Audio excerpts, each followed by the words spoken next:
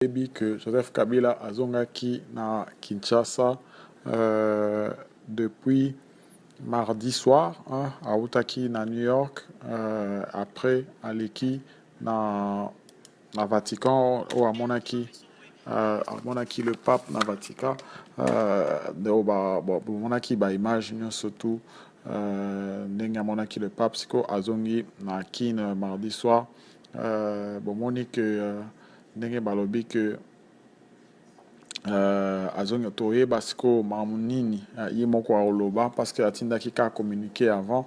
Bomoni avion na ye eyo abora ndenge ezo atterrir, namoni azongi na colère mpo lere akiti na avion mbala moko, akoti na car ye moko akumbi, pas question de chauffeur, hein? On sait que asala yango souvent, mais akumbi ye moko cortège akepale. Donc namoni aza na colère oyo azongi nango, on va voir un peu makambo nini aoloba bajour oyo ezolanda mpo dialogue eza bloqué depuis bamarche esalemi wana. C'est la première fois ke azonga, bomoni ndenge akoti na car, donc ye moko a démarré à l'Eki, donc c'est vraiment un peu ça. On va voir un peu ce que d'ici la fin de la semaine, qu'est-ce que lui-même Kabila va dire.